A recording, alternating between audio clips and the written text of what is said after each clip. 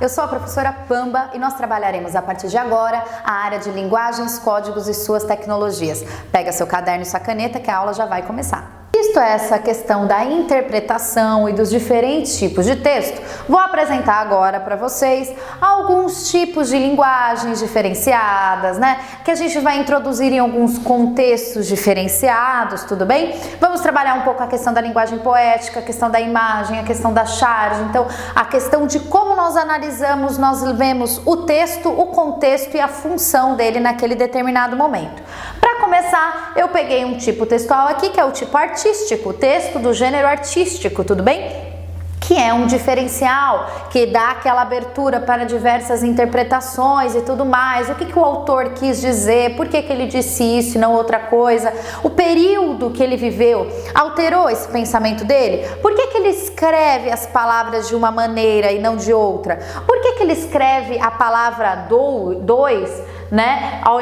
Ele escreve dous ao invés de dois. Poxa, o que aconteceu com a língua? A língua evoluiu? Em que período ele viveu? Por que ele faz isso e não aquilo?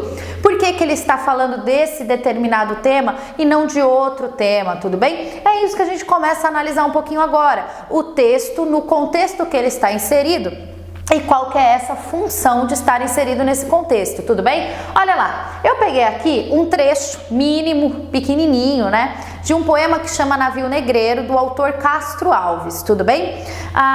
É um poema considerado um poema condoreiro, né? Que lembra a ave de condor, que é uma árvore grande, que tem uma asa muito grande, que voa e tem uma visão plena e ampla de tudo que está acontecendo, certo? E aqui ele utiliza a ave de condor para mostrar a situação para o leitor. O Castro Alves, ele é conhecido como poeta dos escravos, né? Por quê? Porque ele trabalhava bastante a questão da escravidão, né? Não só no Brasil, como em outros lugares, e ele condenava essa questão da escravidão, né? Então, olha lá, o autor trabalhando a questão da escravidão.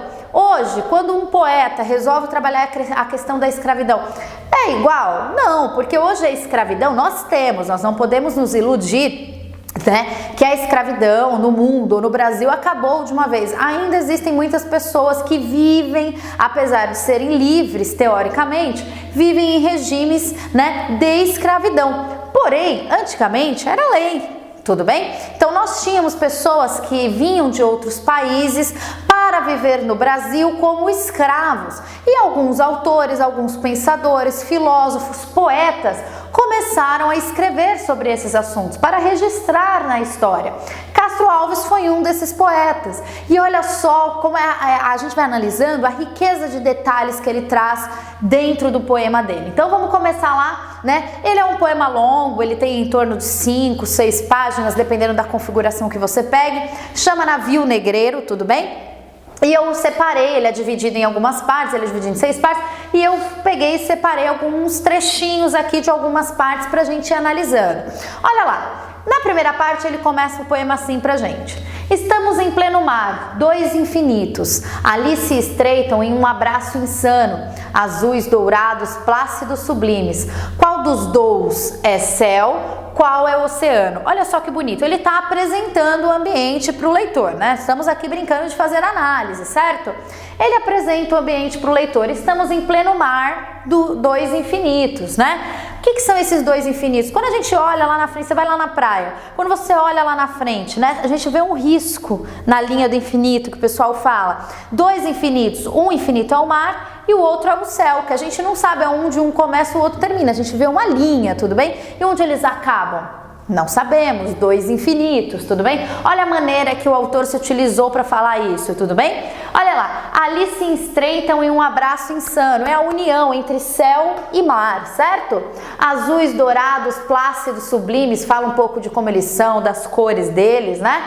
Qual dos dous? Olha a evolução da palavra aqui. É céu, qual é oceano? Observe que o autor, ele está apresentando pra gente um ambiente muito bonito, um ambiente calmo, um ambiente, né? E tudo isso daqui dá-se por meio da ave de condor. A ave de condor, ela está voando e observando tudo isso que acontece no mar. De repente, a ave se depara com um navio nesse mar. E aí ele fala em determinado trecho do poema assim: desce mais, ainda mais, ave, né? Olha o que está acontecendo nesse navio. Aí ele fala lá: desce do espaço imenso, ó águia do oceano, né? Mas que vejo eu aí, eu pulei alguns trechos, né? Então ele fala como se a ave tivesse entrado no navio para mostrar para o leitor o que está acontecendo. Porque do lado de fora tá essa calmaria, tem aqui os infinitos se encontrando num abraço maravilhoso, azuis, dourados, plácidos, sublimes, um ambiente todo bonito do lado de fora. E aí ele fala assim: olha, vamos olhar esse navio que está nesse paraíso que é o mar. E aí a ave entra nesse navio para apresentar para o leitor o que está acontecendo lá dentro, se é um navio de carga, se é um navio de pessoas, né? E olha só o que o autor descobre: desce do espaço imenso, ó águia do oceano, mas que vejo eu aí, que quadro de amarguras, é canto funeral, que tétricas figuras, que cena infame vil, meu Deus, que horror. Olha lá. Peraí, a gente tinha um ambiente de paraíso. Olha só a questão que nós trabalhamos aqui da progressão temática. Ele apresenta um bonito ambiente para o leitor, a ave vai voando, ele fala: olha, vamos para um outro ambiente agora, vamos ver se esse ambiente também é muito bonito como é aqui de fora, desse paraíso que é o mar, que é o céu. Então a ave entra nesse navio e aí começa a ter uma progressão para algo ruim, para algo feio, né? Mas que vejo eu aí, que quadro de amarguras. Opa, só do autor falar isso pra gente, a gente já interpreta que algo bom não é. Felicidade a gente não tá vendo ali, né? Tem alguém brigando, tem alguém apanhando, tem algum ato de violência, então vamos ver. É canto funeral, que tétricas figuras, que cena infame vil, meu Deus. Explicando a questão, o que acontece? A ave começa a apresentar para o leitor e o leitor vê que aquilo ali se trata de um navio negreiro. O que é um navio negreiro? Era um navio que buscava pessoas na África, em outros países, para levar para outros lugares para trabalhar como escravos, tudo bem? Normalmente o pessoal, né, vinha forçado, ninguém vinha porque queria, feliz da vida, não havia nada disso, certo? Colocavam essas pessoas nesse navio, havia maus tratos, havia açoite. O que é o açoite? Bater nas pessoas, né? Pessoas morriam, muitas coisas ruins aconteciam, certo? E aí ele tá começando a mostrar isso pra gente. É canto funeral, é quase como se aquele ambiente fosse um funeral. É forte isso, né, gente? Que tétricas figuras, tétrico, né? É a questão do espectro, do fantasma, aquelas pessoas que estão perdendo o sopro de vida, elas não parecem mais seres humanos, parecem fantasmas, que tétricas figuras. Em momento algum ele chama aquilo de humano, né? Que cena infame vil, meu Deus, que horror. Ele fica horrorizado com o que a ave começa a mostrar para ele. E aí ele continua, né? Olha lá. Era um sonho dantesco o tombadilho, que das luzernas a vermelho brilho, em sangue a se banhar. Tinir de ferros, estalar de açoite, legião de homens negros como a noites, horrendos a dançar. Vamos analisar isso daqui. Pode parecer apenas, né, que era um sonho dantesco. O que é dantesco? Aqui ele faz, olha só a questão da intertextualidade, né? Ele traz aqui a alusão, né? Ele traz aqui o autor Dante Alighieri, que escreveu o Inferno, né, de Dante, né? A questão do inferno, ele descreve o inferno, ele descreve o purgatório, ele descreve o céu, né? Então tem a questão aqui do livro, a Divina Comédia.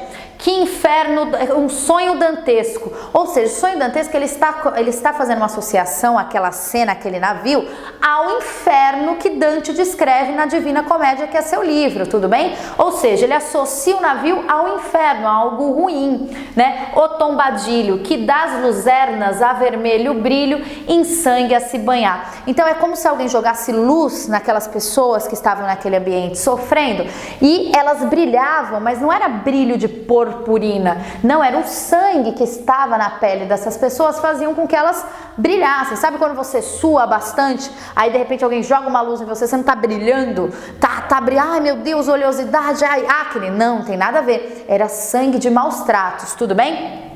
Legião de homens negros como a noite, horrendos a dançar. Olha só, numa interpretação boba, né, de falta de conhecimento literário, ou do autor, ou do período, eu posso falar horrendos a dançar. Eles estavam feios, mas estavam dançando.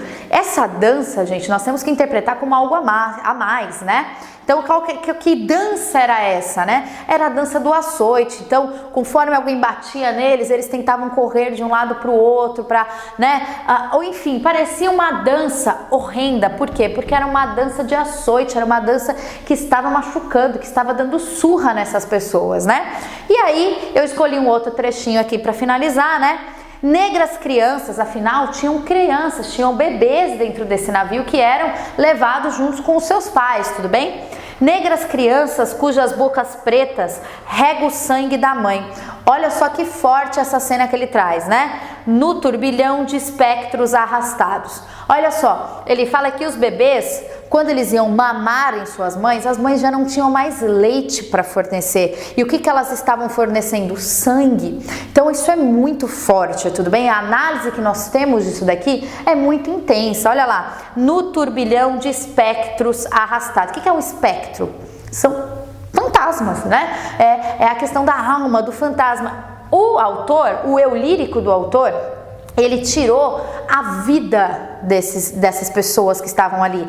Elas estavam sofrendo tanto que não eram mais seres humanos, eram espectros dançando, né, arrastados, que eram levados de um lado para o outro, tudo bem?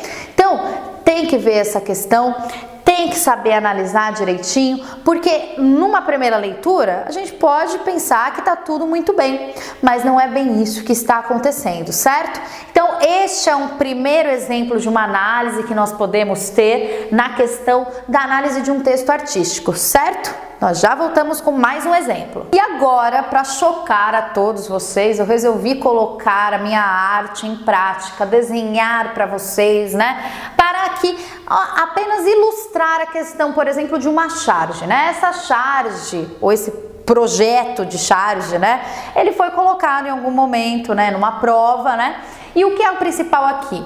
Que vocês ignorem a perfeição do desenho. Eu sei que o desenho ele é muito bonito, vocês se desconcentram da parte do texto, tudo bem? Mas o desenho ele serve para que você entenda o contexto, tudo bem? Então, vou interpretar o desenho aqui para vocês. São dois surfistas, isso daqui são pessoas, prometo a vocês, e isso daqui são pranchas de surf, certo? Então tem dois menininhos na praia, até esqueci de fazer o sol, certo? Eles estão indo pegar uma onda, pegar lá. E aí o menino fala assim, e o aquecimento global? Aí o outro surfista fala o seguinte, vamos lá pegar a onda antes que ela venha nos pegar. Olha só, olha o contexto, eu pego dois surfistas que estão discutindo. Um está preocupado lá com a questão, e o aquecimento global? O outro manda uma indireta, vamos lá pegar a onda antes que ela venha nos pegar. Observem que a questão de interpretar uma linguagem de imagem, ela é um pouco mais complexa, né? Porque se você não estiver interagindo com a imagem, com o texto que essa imagem te fornece, com todas essas linguagens misturadas, pode ser que você não entenda a questão, né? Por que vamos lá pegar a onda antes que ela venha nos pegar? O que isso tem a ver com aquecimento global? Aqui tem uma jogada de palavras, né? Aqui percebe-se, né, que aquecimento global e onda vir, a gente associa com o quê? Com a questão do tsunami, né? Lembra lá que nós tivemos tragédias horríveis, milhares de pessoas, né, morreram nessas tragédias, a questão do tsunami.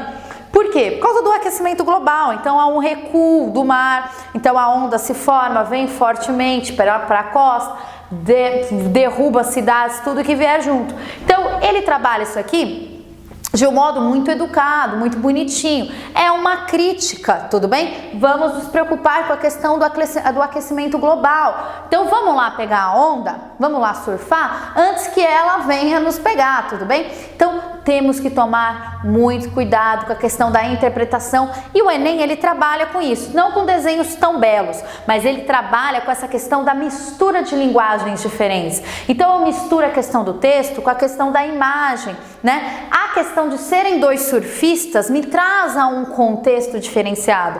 Então a brincadeira aqui com a jogada de palavras, de pegar onda e tudo mais, tem tudo a ver com a questão do aquecimento global da maneira que foi exposta, tudo bem? Talvez se eu colocasse ali o exemplo de uma outra maneira, talvez o meu leitor não entenderia, mas quem está por dentro desse assunto, quem está por dentro dessa temática, não sente grandes dificuldades na hora de interpretar. Olha lá, o outro tipo de linguagem que o Enem pode brincar também com a gente. Todo mundo consegue identificar essa placa. Né? Isso daqui é um tipo de linguagem. Quando eu olho lá 60 km por hora, fiscalização eletrônica, o que eu faço? O que meu pai faz com o carro? Opa, se eu estou a mais de 60 km por hora, o que eu tenho que fazer? Pisar no freio. Porque se eu passar pelo radar e estiver a mais desta leitura que eu fiz da imagem, se eu estiver a mais de 60 km por hora, eu vou receber uma bela de uma multa, tudo bem? Ou seja, ninguém precisou falar para mim o que isso significa, porque eu soube fazer a leitura da imagem. Quando eu olhei 60, isso quer dizer alguma coisa, é um número, tudo bem? 60 km por hora. Então eu sei que naquela via eu só posso trafegar a 60 km por hora no máximo, né? Se eu não trafegar por essa velocidade, existe uma placa aqui sinalizando o seguinte para mim: fiscalização eletrônica, ou seja, existem radares nessa via. Ah, professora, mas isso daqui é um tipo de texto? Claro, é um tipo de linguagem diferenciada que o Enem trabalha com a gente. Os meninos estando na praia não nos trouxeram a um contexto diferente, a função desse texto acaba sendo outra, né? Poderia ficar totalmente fora de conta, mas não. Os meninos na praia falando que vão pegar a onda para que ela não os pegue, traz um contexto diferente, tanto porque ele deu uma brecha aqui falando da questão do aquecimento global para mim. A questão de ter 60 km por hora, colocar uma placa lá falando para mim, ó, cuidado, fiscalização eletrônica, eu soube fazer a leitura. Apesar de não ter grande texto aqui, eu consegui ler muitas coisas dentro dessa placa. Então fica aqui mais uma dica de um outro tipo de linguagem, que também é a linguagem das imagens, que o Enem pode trazer pra gente na questão da interpretação de texto, certo? Olha lá, agora eu trouxe pra gente um outro tipo de linguagem, não em si só poesia, mas, por exemplo, a música. O Enem também trabalha com a questão da linguagem, a música e por aí vai. Olha só, eu trouxe uma música aqui, né, que muitos devem conhecer, foi gravada pelo Titãs, que é a Comida. Então eles falam o seguinte: comida é água, não, bebida é água, comida não é água, comida é pasto. Você tem sede de quê? Você tem fome de quê? A gente não quer só comida, a gente quer comida, diversão e arte. A gente não quer só comida, a gente quer saída para qualquer parte. Então olha só, botei só um trechinho da música. Aparentemente, quem lê lá o título da música vai falar assim, vai falar sobre comida, né? Aí eu falo, bebida é água, comida é pasto. Opa, peraí. Então você está falando do quê? De um boi? Posso começar a interpretar dessa maneira. Aí eu vou começar a adentrar o mundo desta música, certo? Então ele fala assim, você tem sede de quê? Você tem fome de quê? Então a gente começa a perceber um pouquinho que a pergunta dele nos instiga a algo mais profundo. Não em si, se eu gosto de comer bolacha ou eu gosto de comer croissant, se eu gosto mais de doce ou salgado. Não é nada disso.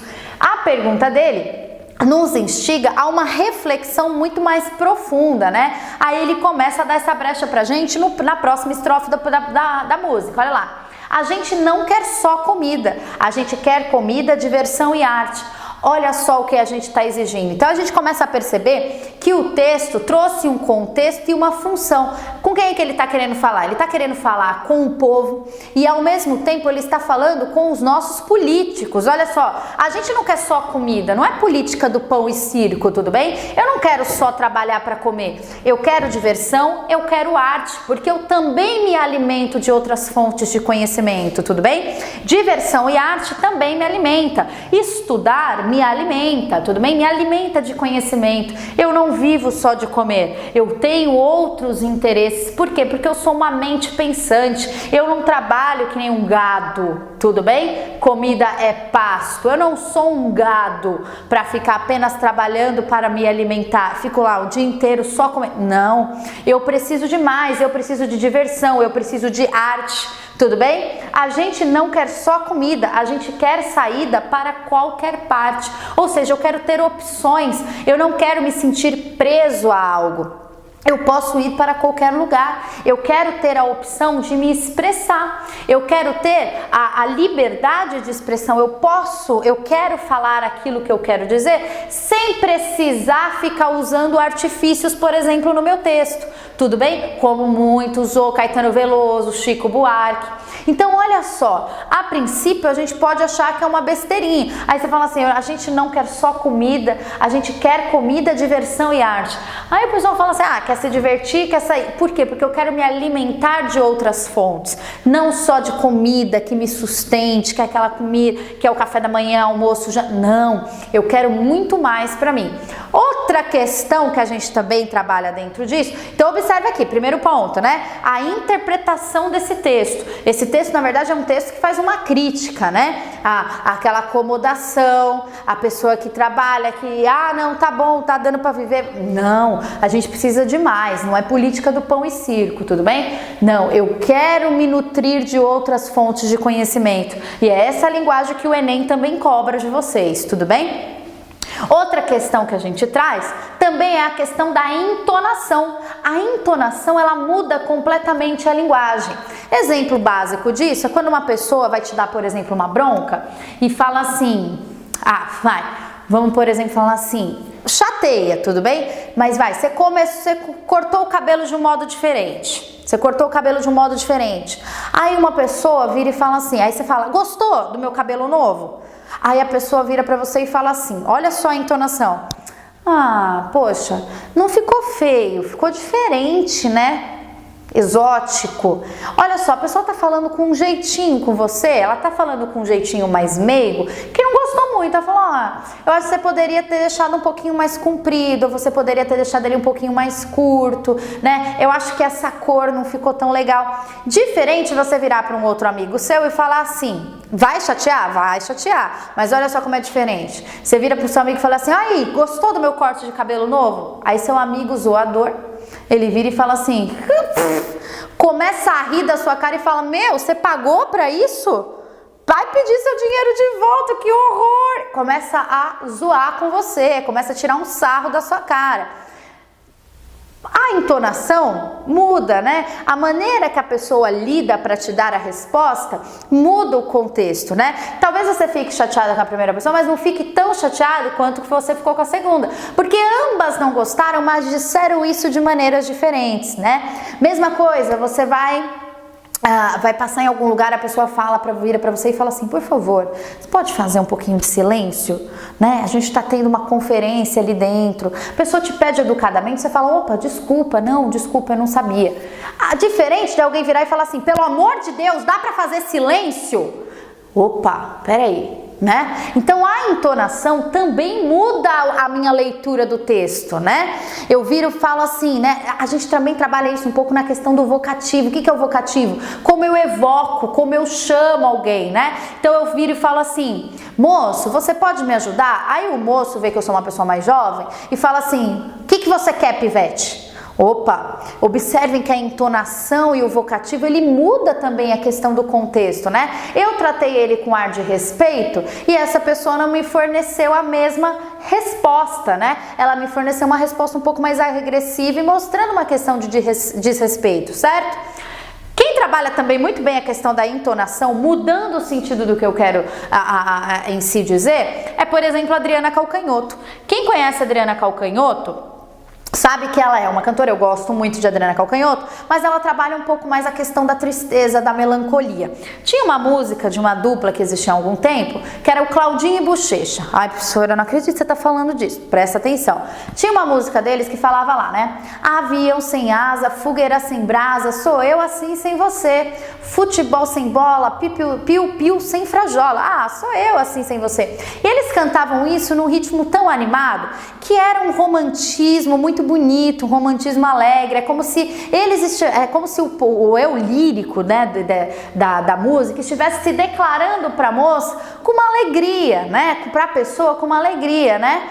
E enfim, a Adriana Calcanhoto pegou essa mesma música, né, e gravou. Só que ela gravou naquele ritmo estilo Adriana Calcanhoto. Então ela quase morre para cantar a música, mais ou menos isso. Então ela fica lá. Avião sem asa, fogueira sem brasa, sou eu assim sem você. Você sente uma melancolia, uma tristeza tão grande, porque parece assim, quando o Claudinho Bochecha está cantando a música, dá a impressão que há uma declaração ali. Avião sem asa, fogueira sem brasa, sou eu assim sem você. Então volta pra mim. Agora, quando a Adriana Calcanhoto canta, dá a impressão que ela tomou um pé na bunda gigantesco, está deprimido, aquilo é o fim da vida. Então a entonação que é colocada nas palavras também muda a nossa questão interpretativa. É muito importante que você fique atento a isso, tudo bem? Né? E não tem só essa música. A questão de quem está cantando também muda a nossa visão da música. Talvez você pegue lá, o pessoal critica muito, sei lá, funk, pagode, fala que é ruim. Não existe ruim, tudo bem? Isso é uma coisa que na minha mente não existe. Funk é bom, pagode é bom, sertanejo é bom, tudo depende do contexto, certo? Então, você pega lá uma música de pagode, né? O pessoal fala, pagode é ruim, é chato, é tudo a mesma coisa.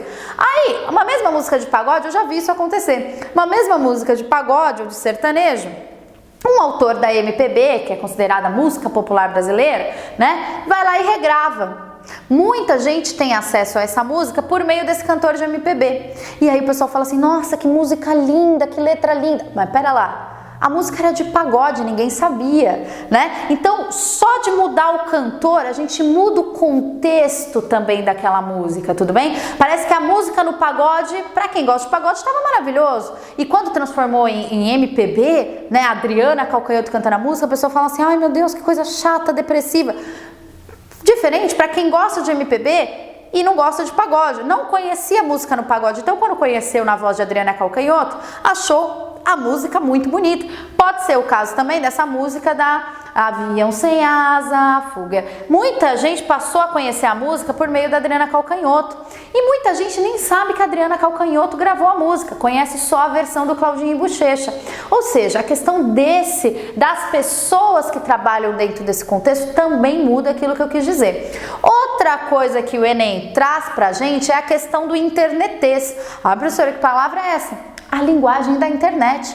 O Enem, ele é uma prova moderna, tudo bem? É um exame muito moderno. E ele acompanha essa mudança na linguagem, né? Essa tendência à mudança.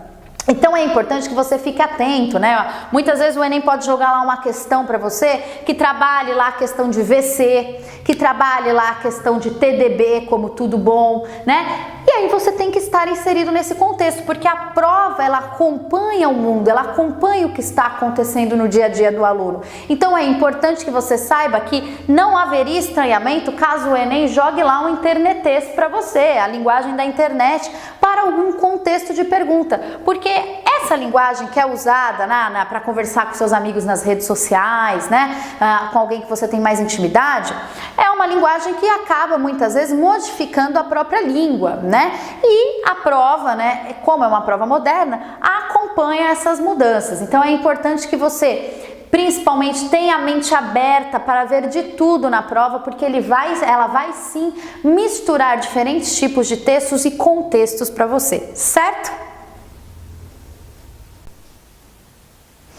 Um último exemplo que nós podemos dar aqui nessa brincadeira de analisar textos e diferentes linguagens é um poema do Gregório de Matos, também conhecido como Boca Maldita, né? Ele que por muito tempo em sua história foi um poeta, um escritor que criticava fortemente a igreja, né? Teve muitos conflitos com padres, freiras e afins, né? Então é uma pessoa que causou muita polêmica na época dele, era uma pessoa totalmente contra a questão religiosa, mas observem, né? Em nenhum momento ele diz ser ateu, ele não é contra o cristianismo, em si ele é contra a instituição igreja, então ele fazia fortes críticas, né? Críticas bem pesadas, inclusive textos bem pesados. E Gregório de Matos, em um determinado momento de sua vida, se rende ao cristianismo, né? E começa a fazer poemas que, por muitos críticos, são considerados os melhores poemas de Gregório de Matos, que é Gregório de Matos, que é quando ele, né, se torna um cristão e começa a fazer poemas religiosos, poemas com fundo muito religioso, muito bonito, como a gente vai observar aqui. Só que textos densos dessa maneira, né, principalmente da época do barroco, e olha só que quando eu toco na palavra barroco, isso tem que acarretar para você um contexto literário muito forte, muito pesado, que é do exagero, que é do rococó, que é exagero na informação, escrever de uma maneira muito mais diferenciada e por aí vai, certo? Então, para que eu entenda textos desse período, para que eu entenda autores desse período, eu tenho que entender um contexto, eu tenho que ter estudado literatura, eu tenho que saber um contexto histórico, um contexto do autor, por que ele agia dessa maneira e não de outra. Só assim eu consigo entender o poema e as particularidades que nós podemos analisar dentro desse poema. Então olha lá, depois de xingar todos os religiosos, quebrar o pau com todo mundo, Gregório de Matos resolve, né, começar a escrever belíssimos poemas religiosos. E um que eu escolhi pra gente aqui, dar uma olhadinha rapidamente, é o Buscando a Cristo. Olha só, ele se sentiu um homem muito pecador, afinal ele condenou muito a questão, né, do religioso e por aí vai. Então ele começa a escrever o seguinte pra gente: a voz correndo voa, braços sagrados, nessa cruz sacrossanta descobertos, que para receber-me estáis abertos, e por não castigar-me estáis cravados. A vós divinos olhos eclipsados, de tanto sangue e lágrimas abertos, pois para perdoar-me estáis despertos, e por não condenar-me estão fechados. A vós pregados pés, por não me deixar-me. Olha só que bonito, né? Ele começa aqui, olha só como que ele escreve: a voz correndo voo, braços sagrados. Então ele está aqui apresentando para nós a imagem de Cristo preso na cruz, né? Após lá a crucificação, né? Nessa cruz sacrossanta descobertos, que para receber-me estáis abertos, certo? E por não castigar-me estáis cravados. Olha que bonito, olha que forte isso, né? Ele fala que Cristo, para receber ele, está de braços abertos, e para não castigar ele diante de todos os pecados que ele cometeu, as suas mãos estão cravadas, né? Então é aquela entrega de Cristo para que na questão religiosa, né, Jesus Cristo ele deu a sua própria vida, né, para que as pessoas tivessem os seus pecados perdoados, né? E ele continua aqui falando, né? A vós divinos olhos eclipsados. Então não sei se vocês já repararam na questão da imagem de Cristo na cruz. Cristo ele está olhando para cima com um olhar de dor, um olhar de angústia, né? Afinal, todo aquele sofrimento. Então, os olhos divinos eclipsados, olhando para cima, né? De tanto sangue e lágrimas abertos, da crucificação, dos machucados, da coroa de espinhos, né? Pois para perdoar-me estáis despertos, ou seja, ele está acordado, ele está te olhando para te perdoar dos seus pecados, e por não condenar-me estão fechados, né? A vós pregados pés, por não me deixar. Olha só, por não deixar-me, né? Olha só, coloquei um meia a mais aqui. Aqui, tudo bem, nós começamos a interpretar o poema, nós entendemos um pouquinho do contexto, existe aquela questão, né, de brincar com as palavras, porque é o barroco, existe teoricamente haveria uma maior complicação na leitura. Ele trabalha aqui com rimas, que nós chamamos, né, de ABBA, né? E aí tem as outras 3 estrofes que seguem, que também fazem rimas, né? O que é o ABBA? Olha só a preocupação do autor em trabalhar. A rima, a primeira oração, né, da estrofe, ela rima com a quarta, e a segunda e a terceira rimam entre elas. Então olha só, sagrados com cravados, cobertos com abertos. A mesma coisa na próxima estrofe de 4, olha lá. Abertos com... Cadê? Se eu não tô pulando? Eu pulei uma? Não, tá certo. Pulei uma. Mas olha só, teria que ter mais uma aqui que eu deixei de colocar, só para colocar essa nona aqui, certo? Então olha só, vai rimar abertos, né? Pertos, despertos com fechados. Corta essa parte. Aqui a segunda... E, olhando aqui a segunda estrofe, nós temos aqui eclipsados rimando com fechados e abertos com despertos, né? Então ele segue essa rima. Temos também dentro desse poema algumas outras análises, que eu coloquei poucas aqui, porque senão não dá tempo, né? Mas eu, por exemplo, metonímia de Cristo. O que é a metonímia? É quando eu uso outras palavras para fazer uma referência maior. Então eu viro para você e falo assim, metonímia é uma figura de linguagem. Eu falo para vocês assim, eu li Machado. Eu li Machado, quando eu falo que eu li Machado, normalmente a pessoa associa a Machado de Assis. Eu não li lá Machado, eu li a obra de Machado de Assis. Então eu pego uma parte, que é Machado, pelo todo, que é a obra, tudo bem? Então quando eu falo pra você que eu li Machado, teoricamente você tem que entender que eu li Machado de Assis, certo?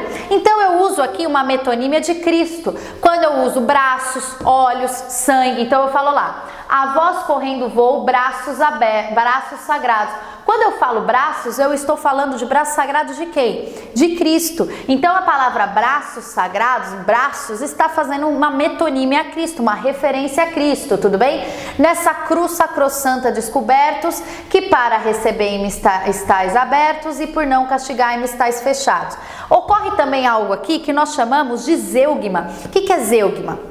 É a omissão de um termo que eu disse há pouco tempo, tudo bem? Existe a elipse, que é a omissão de um termo subentendido. Então, por exemplo, eu viro e falo assim, gente, quanta maldade na terra. Você entendeu o que eu quis dizer? Opa, quanta maldade na terra. Mas aí houve a elipse do verbo haver. Quanta maldade há na terra. Mas eu não precisei falar há na terra. Você já entendeu que a maldade é na terra. Então houve a elipse de um verbo. O zeugma é um tipo de elipse. Só que o zeugma é quando eu omito algo que eu acabei de dizer. Então eu viro e falo lá, ó, a voz correndo voo, braços sagrados. Quando eu começo a minha próxima estrofe, eu falo assim, ó, a voz pregados pés por não me deixar. Quando eu falo a voz, correndo vou pregados pés por não me deixar. Olha só o que acontece. Eu omiti aqui o termo correndo voo. Isso é um zeugma. São coisas que a gente vai analisando em literatura, que nós temos que ter um mínimo de conhecimento, certo? Então por isso que é importante a questão de participar das aulas que a professora nos fornece de análise literária. Parece um pouco chato, mas quando você começa a adentrar o contexto do poema, você fica fascinado, porque é um poema belíssimo, com muitas coisas. E eu só citei 2 tipos de análises aqui que nós estamos fazendo, tudo bem?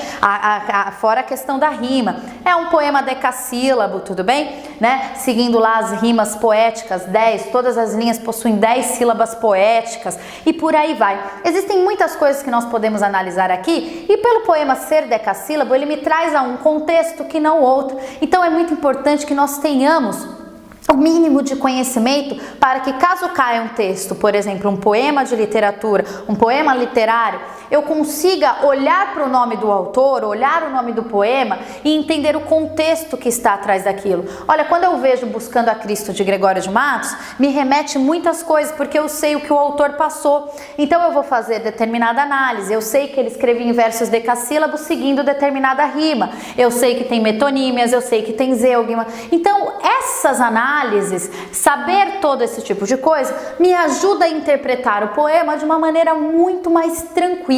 Pode acreditar, certo? Então esse daqui é um último exemplo de análise que eu vou dar para vocês sobre, né, as diferentes linguagens que o Enem trabalha. Então nós trabalhamos com música, nós trabalhamos com o poema, nós trabalhamos poemas mais fortes, como por exemplo Navio Negreiro. Nós trabalhamos também a questão das imagens e o internetês, né, que é a questão da linguagem na internet, a questão da entonação no texto, que também conta. Então eu trabalhei aqui com vocês um pouquinho diversos exemplos que nos ajudam a identificar, né, os diferentes tipos de linguagem que o Enem costuma trabalhar com a gente na prova, certo? E por aí vem muito mais. E aí, gostaram? Anotaram? Aproveitaram o conteúdo? Para mais informações, entre no site e até a próxima aula. Até!